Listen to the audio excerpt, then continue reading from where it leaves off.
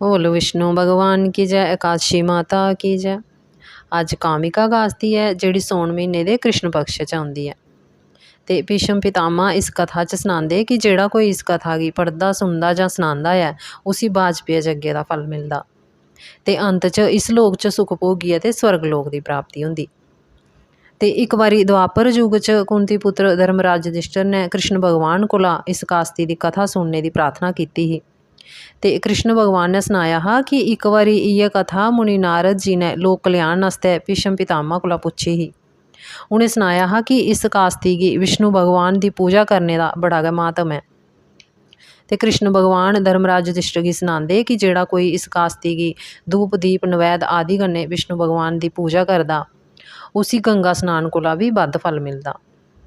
और सूर्य जां चंद्र ग्रहण च केदार ते कुरुखेत्र नहाने कन्नै जेड़ा फल मिलदा, भूमि दान करने कन्नै जेड़ा फल मिलदा, वो फल इस कास्ती की विष्णु भगवान की पूजा करने कन्नै मिलदा। और सिंह राशि आह्लें गी जेड़ा फल गोदावरी नदी ते गंडक नदी च नहाने कन्नै मिलदा, वो फल भी इस बरत च विष्णु भगवान की पूजा करने कन्नै मिलदा। ते कुसै कारण जे पूजा नहीं होई सकै ते इस कास्ती का बरत जरूर करना, क्योंकि जिन्ना फल एक सुन्ने कन्नै श्रृंगार कीती दी गौ का दान करने कन्नै मिलदा उन्ना गै फल इस बरत गी विष्णु भगवान की पूजा करने कन्नै मिलदा। ते जेड़ा पूजा ते बरत दोए चीज़ां करी लै वो समस्त वेद नाग किन्नर पितर आदि की पूजा करी लैंदा। ते कृष्ण भगवान अपने मुँह सनांदे कि जप तप अध्यात्म विद्या करने कन्नै जेड़ा फल मिलदा वो भी इस कामिका कास्ती का बरत करने कन्नै मिलदा। ते अंत वेल्लै उसी जमराज नहीं लभदे, उसी भगवान लभदे। ते जेड़ा रात्रि जागरण करे उसी स्वर्ग लोक मिलदा ते कोई शैल योनि प्राप्त होंदी। ते कृष्ण भगवान आखदे जेड़ा कोई तुलसी कन्नै विष्णु भगवान की पूजा करे उसी सुन्ने चांदी के दान के बराबर फल मिलदा।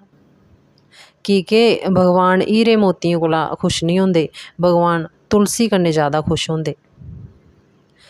तुलसी दल कन्नै पूजा करने कन्नै सारे पाप नष्ट हो जंदे। भीष्म पितामह आखदे हे नारद, तुलसी दे दर्शन करने कन्नै छूने कन्नै गै मनुक्ख पवित्र हो जंदा। ते तुलसी गी जल चढ़ाने कन्नै सारी यम यातनाएं नष्ट हो जंदियां ते मुक्ति मिलदी। फिर कृष्ण भगवान आखदे एक दीप जलाने कन्नै पितर खुश होई जंदे। ते जेड़ा कोई तिल दा तेल जां घ्यो दा दीपक जला ते उहदे सारे पाप नष्ट हो जंदे। उसी 1000 दीपकें दा प्रकाश मिलदा।